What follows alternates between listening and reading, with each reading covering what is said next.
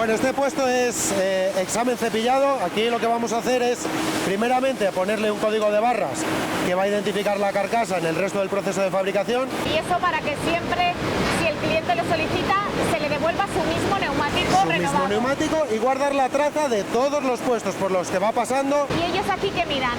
Daños que igual no hemos visto al principio, ahora que le hemos quitado mucha goma, empezamos a ver presencia de óxido, alguna herida, una punta que ha atravesado, y lo que tenemos que hacer es sanearlo.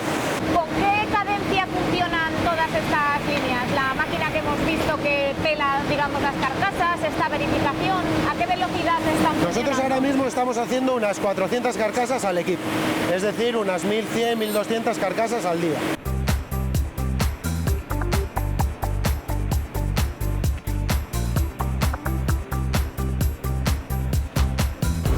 David, tenemos que devolverle al neumático lo que le hemos quitado, ¿no? Por decirlo de alguna manera. Eso es, ahora empieza el proceso de devolverle toda la goma que le hemos quitado al principio.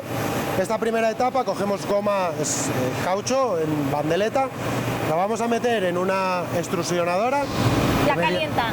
Mediante fricción y temperatura la va a fluidificar para que se pueda trabajar y la va a ir poniendo antes de la banda de rodadura para que pegue bien.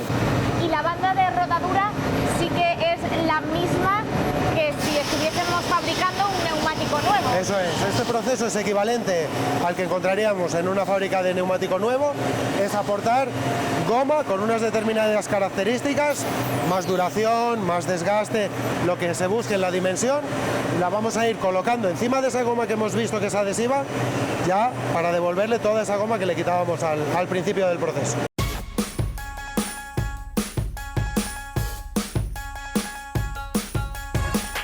¿Qué ocurre aquí dentro? Bueno, esta etapa hemos visto antes cómo poníamos goma cruda, esa goma ahora hay que vulcanizarla. Aparte tiene otra función, tenemos que darle la forma, la escultura, el dibujo de la dimensión, y aparte tenemos que grabar una serie de marcajes en el flanco. La marca, el número de reglamentación. El dibujo lo podemos ver en este molde verde. Eso es. Y todo el marcaje del flanco en esta parte superior, ¿verdad? Eso es, en la parte del molde hay unos marcajes que después van a quedar grabados. Y además veíamos cómo hay como una especie de membrana central, ¿no? Que es la que ayuda a expandir, ¿no? Es una membrana en la cual vamos a meter agua a más de 100 grados, con lo cual vamos a darle esa presión y esa temperatura que va a empujar el neumático contra el molde. ¿Cuánto tiempo pasan aquí los neumáticos y de qué calor y de qué presión estamos hablando? Aquí estamos hablando de en torno a 50 minutos bajo unos 105, 110 grados. ¿Y cuántas prensas como esta hay aquí? Aquí tenemos 49 prensas.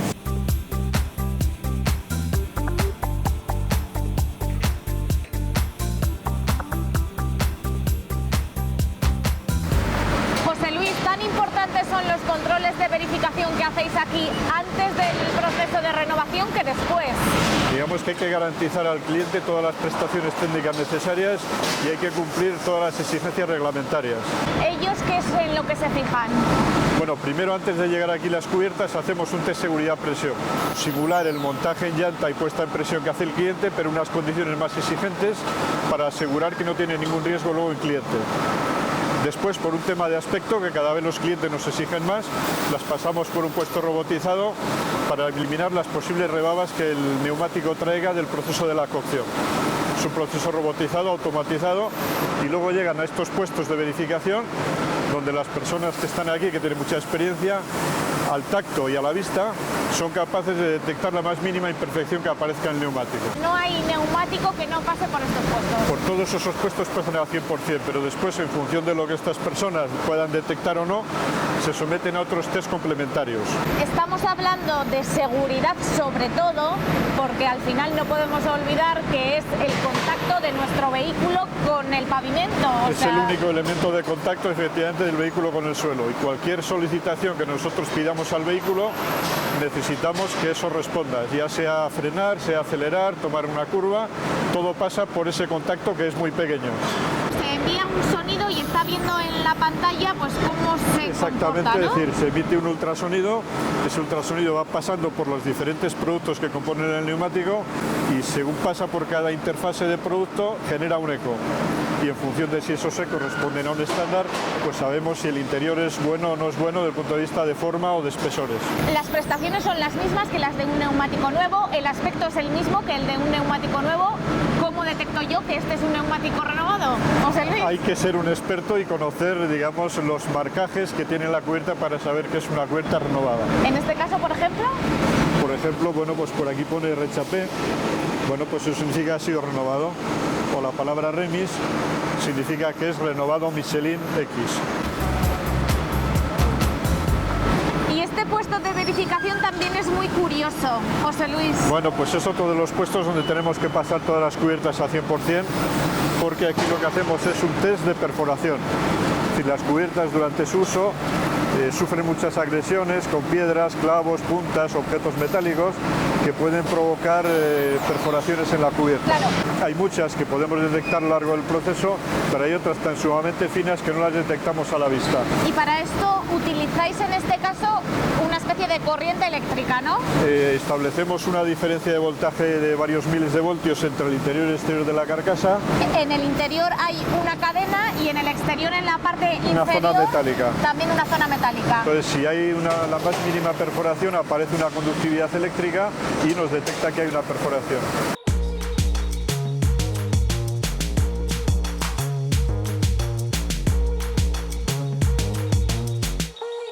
Hola Bruno. Hola María, de nuevo. ¿qué tal? ¿Os ha gustado la visita? Bueno, además hemos descubierto hoy una de las actividades, podemos decir, menos conocidas de la planta de Sí, así Michelin en es. Valladolid, ¿verdad? Hay que saber que dentro de los valores del grupo Michelin, uno de ellos es el respeto al medio ambiente. Desde hace ya décadas que lo tenemos con nosotros. Claro. Y lo que habéis podido ver es un claro ejemplo de ello, ¿no?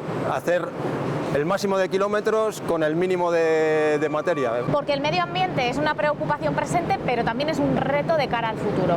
A modo de ejemplo, uno de los retos que Michelin ya a título particular se plantea es en 2038 que el 80% de la materia que va dentro de nuestros neumáticos tenga un origen sostenible.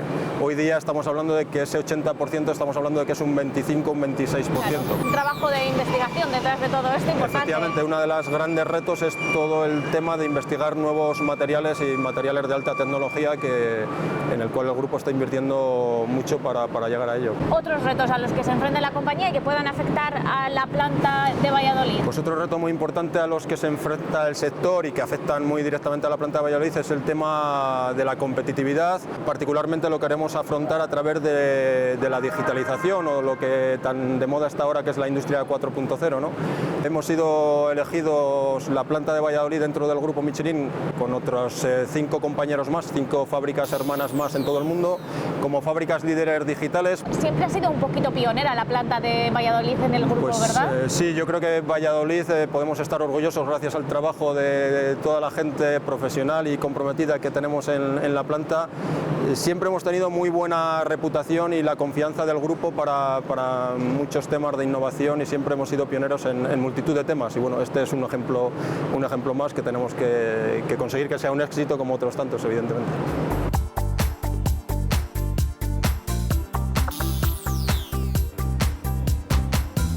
Sintala Design es una firma de mobiliario y revestimientos y es también una fábrica muy especial porque realizan piezas únicas, porque no utilizan madera procedente de tala y porque cada diseño se adapta a la pieza y no al revés. Están en Segovia y apuestan por un modelo productivo basado en la sostenibilidad. Hola José Luis, buenos días. Hola María, buenos días, ¿qué tal? Sintala Design apuesta por la economía circular y por un modelo de producción sostenible que parece ahora que se extiende esta moda, podemos decir, entre la industria, pero tú hace tiempo que has apostado ya por este concepto y esta filosofía de empresa, ¿verdad? Efectivamente, no es apuntarse a una moda, ¿no? Es una manera de entender la vida. O sea que es una apuesta por convicción. También vimos que la sociedad estaba cambiando algo y el mensaje de no cortar árboles empezaba a escucharse de otra manera, ¿no? Con más interés. Esto también os aporta una ventaja, ¿no? Y es que tenéis acceso, bueno, pues a piezas o especies o tipos de madera que de otra manera no llegarían a vosotros. Es poder aprovechar cosas que no se aprovechan, ¿no? incluso arbustos, por ejemplo, que el arbusto no se considera trabajable, más allá de hacer, yo qué sé, alguna cuchara o poco más, ¿no? Eso sí que nos abre un espectro inmenso. Luego tiene más dificultad porque, claro, un árbol se ha podido caer en cualquier sitio del monte, no se caen todos juntos como cuando talan, ¿no? Que están todos agrupaditos. Entonces a veces tienes que recorrer espacios o tienes que ir a un jardín de alguien por algo. Porque si no, lo que se haría con este tipo de madera es, pues como mucho leña, a lo mejor, ¿no? En el mejor de los casos. Sí, normalmente biomasa. Por eso hablamos también de la biomimética, porque nosotros intentamos imitar un poco la naturaleza, que se aprovecha todo y con pocos medios hace maravillas. Por eso vuestros productos, que son muebles o distintos acabados en madera, se adaptan a las piezas que tenéis. Efectivamente, de las especies, de los grosores, de las longitudes, de si están enfermas. Y hablando de aprovechamiento, tenemos aquí el paradigma del aprovechamiento de cualquier trocito de madera, ¿no, José Luis? Pues casi que sí, ¿eh? Es un fabricante que prepara madera para los luthiers, para hacer violines y guitarras. Entonces todos los trozos que no valen por algún defecto, por acústica, por lo que sea, los tiran. Claro, y estamos hablando de maderas muy nobles que se utilizan para hacer instrumentos. Muy nobles. Por ejemplo, esta que se ve en este borde es cocobolos. Esto es una de las maderas más exquisitas del planeta ahora mismo. ¿Cómo componéis este collage de maderas, por decirlo así, José Luis? Bueno, pues con paciencia, ¿no? Primero. Y de manera artesanal. Creamos un tablero, lo vamos revistiendo con los trozos. Aquí cada mueble va a salir diferente. Pues este es un ejemplo palpable de las experiencias que ha vivido un árbol. Son balas de la Guerra Civil, son de la Casa de Campo del Frente de Madrid y también nos permite tener muebles con unas experiencias muy concretas, ¿no? De haber presenciado y vivido en primera persona una contienda. Y haber sobrevivido a ella. Efectivamente.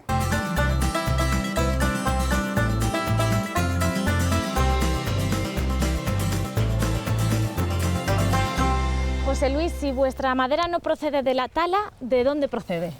Pues en realidad fundamentalmente de árboles que se han caído o podas urbanas, restos de carpintería, cualquier circunstancia. Esto que tenemos, por ejemplo, aquí, ¿qué es? ¿De dónde viene? Pues este montón que hay detrás nuestro, este es de la Casa de Campo de Madrid. ¿Y qué les ha pasado a todos estos árboles? Bueno, pues que el año pasado hubo muchísimo viento, una climatología adversa y cayeron muchos árboles. Se troncharon, se desenraizaron, se les cayeron ramas gordas. ¿Cómo localizáis este tipo de madera? ¿O os localizan a vosotros los que lo tienen que retirar?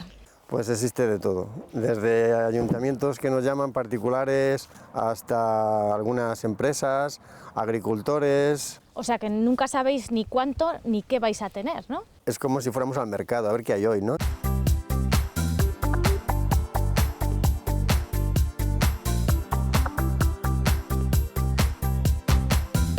José Luis, lo que hacéis tiene una parte de espontaneidad, ¿no? De ver qué podéis hacer con cada pieza, pero también tiene una parte de investigación porque habéis tenido que, bueno, pues ver cómo tratar cada especie de madera con la que a lo mejor antes no se había trabajado a nivel industrial, ¿no? Efectivamente, hay ejemplos muy claros como la encina. ¿Con la encina no se hacían muebles? ¿No se han hecho muebles No hay nunca? tradición. ¿Por qué? Sospechamos que porque es una madera especialmente dura, con una densidad que puede ser igual a la del ébano, o sea, es una madera súper interesante y súper denostada, o sea, no se la ha valorado más que allá que para echar a la estufa.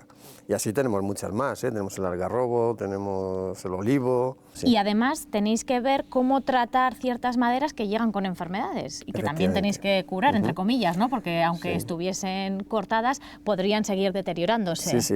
¿Cómo lo hacéis? Nosotros, como llevamos nuestra línea de productos bio, pues normalmente es un proceso de temperatura.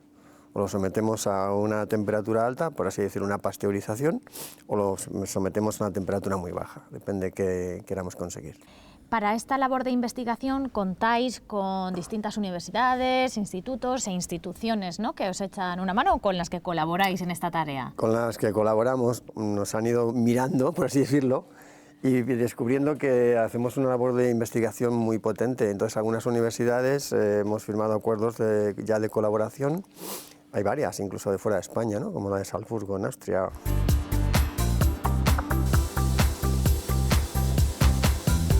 Y cada pieza al final, José Luis, se corta de una manera para aprovechar mejor sus virtudes, vamos a decir, ¿no?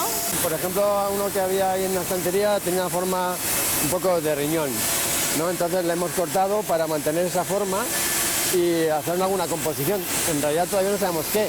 Y hacéis mobiliario y también todo tipo de revestimientos para fachadas, para paredes interiores también. El catálogo es extensísimo. Hacemos también mobiliario urbano, hacemos estructuras, también ya hemos llegado a hacer la primera vivienda con este formato. Claro, porque me comentabas también que existe una tecnología para tratarla de una manera natural y que luego resista pues mucho mejor, por ejemplo, a las inclemencias del tiempo, ¿no? Efectivamente, eso es una tecnología que empezó en Finlandia para las fachadas de las viviendas. Nosotros lo hemos llevado al mundo del revestimiento y al mundo del mobiliario. ¿Y en qué consiste? Pues es un proceso de temperatura. Se la somete a una temperatura superior a 200 grados y la transforma la estructura de la madera y la hace muy apta para el exterior, totalmente resistente y sin química ninguna. ¿Se utiliza más la madera en otros países de Europa que en España? Sí, realmente incluso dentro de España hay grandes diferencias. Por ejemplo, todo el norte de España tiene muchísima más tradición, trabaja mucho más la madera. La zona centro y la zona sur, ahí se trabaja menos o se usa menos. El clima tiene que ver. Sobre todo porque el clima en España, en las zonas, digamos, el clima continental, el verano es muy seco y eso a la madera no le gusta, la tensiona mucho. Pero también es verdad que la tecnología hoy en la madera ha avanzado muchísimo. Todos recordamos las anécdotas de las ventanas de antes que se hinchaban de verano a invierno y no cerraban, eso ya no existe. Y así es como se elaboran los revestimientos que hemos visto antes o incluso el mueble que comentábamos que se había hecho con trocitos restos de la industria del instrumento, ¿no? Esto es un ejemplo de varios tipos de nuestro catálogo de revestimientos. Esto es para una tienda. Y se trata de hacer un puzzle. Pues básicamente, como ves, o sea, es encajar y que todo rellene pues, el espacio que quieres. Aquí en este caso sobre un tablero y luego los vamos a encolar.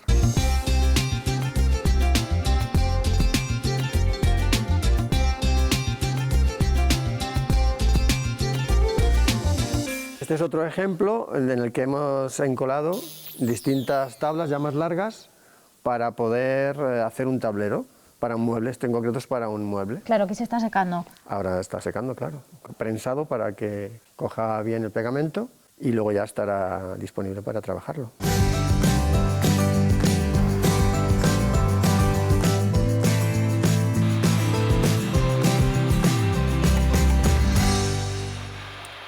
José Luis, y aquí también se hacen viviendas. ¿Qué particularidades tiene la construcción de una casa de madera?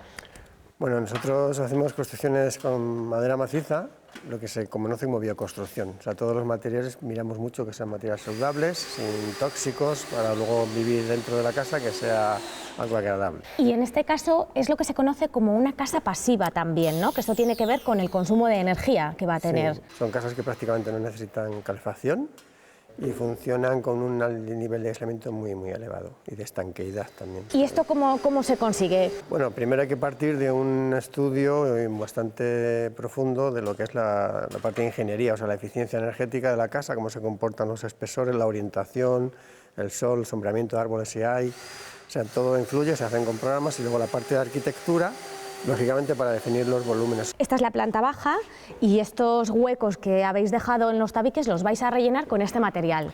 Efectivamente, este sistema es el que se conoce técnicamente como entramado ligero. Nosotros lo vamos a rellenar con celulosa, hay otros materiales también como fibra de madera. Es un material al que se le ha añadido también un producto que no es tóxico, en base a sal de bórax, y lo hace altamente resistente al fuego. Esto es importante porque popularmente se cree que la madera y por tanto las viviendas de madera como que arden con más facilidad, ¿no?, en caso de incendio. No, la verdad es que no es conocimiento. Todos tenemos la idea de echar un tronco a la estufa y que arde. Lo que no nos damos cuenta es que un tronco a lo mejor de 20 por 20 puede estar horas y horas ardiendo. Entonces, si hacemos una estructura, por ejemplo, en metal, si coge una alta temperatura, colapsa, o sea, la estructura se retuerce, las soldaduras parten y se puede desplomar. Y sin embargo, la madera arde mucho más despacio. Se da la paradoja que si una casa de madera, por ejemplo, tiene alguna unión de metal y se quiere aumentar su resistencia al fuego, el metal hay que forrarlo con madera. O sea, que es más resistente al fuego, ¿es más aislante de por sí la madera también que otro tipo de materiales? Hombre, todos conocemos la sensación de andar sobre un suelo de cerámica, un suelo de madera, un suelo de mármol. Es un material bastante más aislante per se. La madera también tiene un factor interesantísimo, y es que como material a la hora de fabricar consume muy poca energía. Yo pongo siempre el ejemplo de una imagen que podemos ver de una fábrica de hormigón, de una fábrica de acero y una fábrica de madera. Una fábrica de madera es el bosque. Entonces, obviamente, fabricar madera, la naturaleza no le cuesta nada, ¿no? O sea que eficiente y sostenible. Efectivamente. Se separa, me comentabas, por tabiques, ¿no? Para llevarla al lugar donde se va a instalar. Depende mucho del caso, porque tenemos, por ejemplo, otra que tenemos que hacer después de esta, otra que hicimos previa, que la llevas como si fueran módulos, un sistema hiper rápido. Este por tamaño, vuelvo a decir, pues se desmonta y cada panel se monta en un camión, un tráiler normalmente, y con una grúa grande pues se instala. Y luego lo que tiene es un sistema, en este caso, de grandes tornillos y anclajes que unen los tabiques unos con otros. ¿Cuánto tiempo lleva fabricar una casa de estas dimensiones, por ejemplo? ¿Cuántos metros va a tener? Esta tiene aproximadamente unos 110 metros en 2 plantas. Hablamos del tiempo una vez que tienes toda la copia de materiales aquí. Estamos hablando de entre 4 y 6 meses puede estar una casa de estas características terminada, ¿no? Y gracias al gran aislamiento de la que se le dota, me comentabas que casi no necesita calefacción después. Llevan un sistema que se llama intercambiable de calor, o sea, aprovechar también las calorías del aire que se saca fuera, y al aire que entra de la calle se le añaden esas mismas calorías y se consigue pues un confort muy elevado. Con lo cual son las casas del futuro, José Luis. Hombre, para mi entender y para muchísima gente, ahora mismo es como la vanguardia en la construcción.